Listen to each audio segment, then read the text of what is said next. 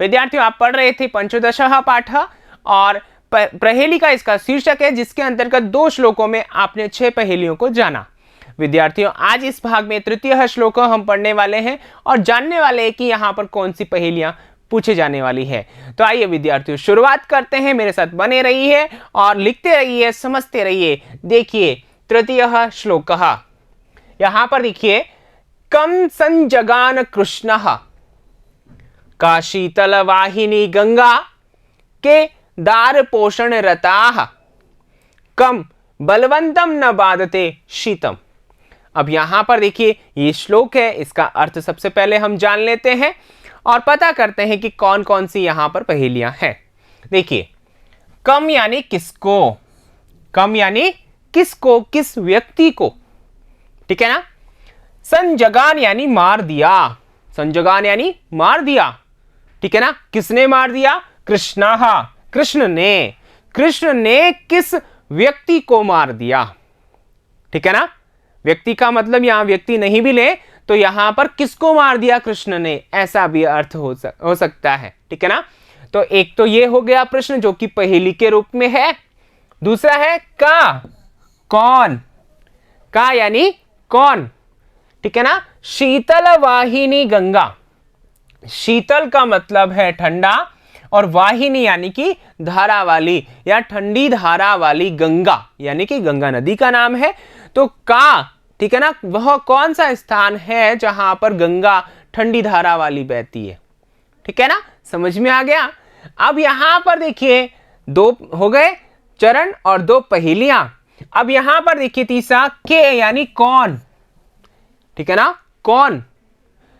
दार पोषण रताः, दार का मतलब होता है स्त्री, पोषण का मतलब पोषण करना, सेवा करना, रता यानी लगे हुए, यानी कि स्त्री की सेवा में कौन लगे हुए हैं, ठीक है।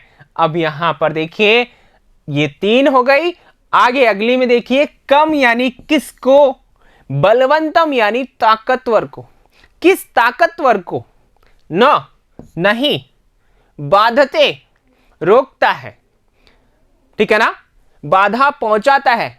शीतम यानी कि शीतकाल या सर्दी, ठंडक, जो ठंडक है, सर्दी है, वह किस ताकतवर को नहीं लगती या उसको बाधा नहीं पहुंचाती, ठीक है। तो यहां पर देखिए ये 4 जो है, इसका अर्थ भी आपने जान लिया, 4 प्रश्न भी बन गए आपके और 4 पहेलियां भी आपके इसमें हो गई। अब आपके मन में आ रहा होगा, आपका दिमाग चल रहा होगा कि क्या इनका उत्तर भी इसी में है। जी हां, इनका उत्तर भी, इन 4 पहेलियों का उत्तर इसी श्लोक में है। पर अब अगला प्रश्न आपके मन में आ रहा होगा, क्या पहले श्लोक के समान या फिर दूसरे श्लोक के समान। तो मैं कहता हूं दोनों की तरह ही नहीं, फिर भी आप प्रयास कीजिए, आप ढूंढिए और आगे बढ़ते हैं। मैं आपको बताऊंगा कि किस प्रकार यहां उत्तर आने वाला है। तो आगे देखते हैं हम कहां, शब्दार्थों की ओर। तो देखिए शब्दार्थ, कम किसको, संजगान मारा, कंस, कम संजगान कंस को मारा, शीतल वाहिनी ठंडी धारा वाली, काशीतल वाहिनी काशी की भूमि पर बहने वाली, के कौन, दार पोषण रताः, यहां पर विसर्ग आएगा, पत्नी के पोषण में संलग्न, केदार पोषण रताः, खेत के कार्य में संलग्न, बलवंतम बलवान व्यक्ति को, कंबलवंतम कंबलवंतम, यहां पर ये गलत लिखा हुआ है विद्यार्थियों, यहां पर देखिए कंबलवंतम ऐसा आएगा, ठीक है ना, यानी वह व्यक्ति जिसके पास कंबल है। बाधते बाधित करता है। अब विद्यार्थियों आप सोच रहे होंगे कि क्या यही है इनका उत्तर। जी हां, आपने इनको पढ़ करके, इन शब्दार्थों को जान करके समझ ही लिया होगा कि यहां पर क्या अर्थ आने वाला है, क्या उत्तर आने वाला है। यहां पर देखिए ये आपने सही कर ही लिया होगा, ठीक है ना, कंबलवंतम। आगे चलते हैं अन्वय की और। यहां पर देखिए अन्वय, कृष्णः कम पुरुषम संजगान, कृष्ण ने किस पुरुष को मारा, ठीक है ना। का शीतल वाहिनी गंगा अस्ति, कौन शीतल वाहिनी यानी ठंडी धारा वाली गंगा है, ठीक है ना, यानी कि कहां, कौन सी जगह वाली, ठीक है। केदार पोषण रताः संति, के यानी कौन, दार पोषण रता यानी पत्नी के पोषण में संलग्न है। कम किसको, बलवंतम किस बलवान व्यक्ति को, शीतम न बाधते सर्दी नहीं लगती, ठंडक नहीं लगती, ठीक है, यह अर्थ हो गया। अब आइए हम देखते हैं हमारी पहेलियों के उत्तर। देखिए सबसे पहले पहेली का 4 पहेलियां कौन सी है वो समझ लीजिए। कृष्णः कम संजगान, कृष्ण ने किसको मारा। दूसरा, का शीतल वाहिनी गंगा अस्ति, कौन ठंडी धारा वाली गंगा है या कहां, ठीक है, बहने वाली ठंडी धारा वाली जो गंगा है। दार पोषण रता, पत्नी के पोषण में लगे हुए, के भवंती कौन होते हैं, या संति यानी है। कम यानी किसको, बलवंतम यानी किस बलवान व्यक्ति को, शीतम न बाधते सर्दी नहीं लगती है, सर्दी नहीं बाधा पहुंचाती, ठीक है ना। अब आगे देखिए इनके उत्तर किस प्रकार हैं। इनके उत्तर हैं इस प्रकार। पहेली का नाम उत्तरम या समाधानम। कृष्णः कम संजगान, ये हमारा प्रश्न था, ये पहेली थी। तो यहां पहले श्लोक में पहली जो पंक्ति थी उसी में उसका उत्तर है। किस प्रकार देखिए, यहां पर देखिए कम सन, यहां पर इतना हम क्या करेंगे, इसको मिला लेंगे, एक जगह कर लेंगे, यानी कि यहां जो आपका रिक्त स्पेस है, ठीक है ना, उसको खत्म कर देंगे। तो देखिए क्या बनेगा, कंसम। आप इसको इस प्रकार भी लिख सकते हैं और आप इसको इस प्रकार भी लिख सकते हैं, क्योंकि यहां पर सन जो है, ठीक है ना, ये इस प्रकार जो आ रहा है, इसको यहां पर क्या हो गया है, परसवर्ण हो गया है, ठीक है ना, और परसवर्ण से पहले वाली स्थिति बन जाती है इसको अनुस्वार। तो यहां पर ये न हो करके, ठीक है ना, क्या हो जाएगा इस प्रकार। तो यहां इस प्रकार हो गया, तो देखिए कंसम, स के ऊपर अनुस्वार आ जाएगा, कंसम बन गया। से लिखिए और या इस तरीके से, अर्थ तो हमारा जो बैठा है वो सही है। और अगर हमारा सीधा एक पद में उत्तर देना हो तो दोनों में से कोई भी आप लिख सकते हो, और यदि वाक्य में देना हो तो देखिए कृष्णः कंसम जगान, ठीक है ना। तो यहां पर ये जो जगान बचेगा वो आपकी क्रिया के रूप में है, ठीक है ना। संजगान यानी कि मार दिया या मारा, और जगान यानी भी मार दिया या मारा, ठीक है ना, समझ में आ गया। तो कृष्ण ने कंस को मार दिया, समझ में आ गया ना। तो इसी में था ना, कृष्ण कंसन जगान कृष्ण ना, किसको मारा, कृष्ण ने। तो यहां पर कृष्ण ने कंस को मारा, कंसम जगान, समझ में आ गया होगा।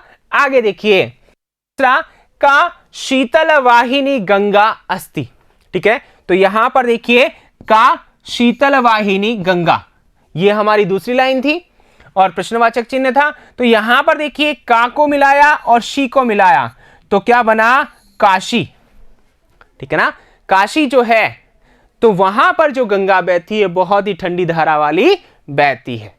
तो हमारा उत्तर क्या हो जाएगा, काशी तल वाहिनी, तल का मतलब स्थल पे, भूमि पर, वाहिनी यानी बहनी वाली, बहने वाली, ठीक है ना। तो काशी जो है, काशी की भूमि पर बहने वाली कौन है, गंगा, गंगा है, समझ में आ गया ना।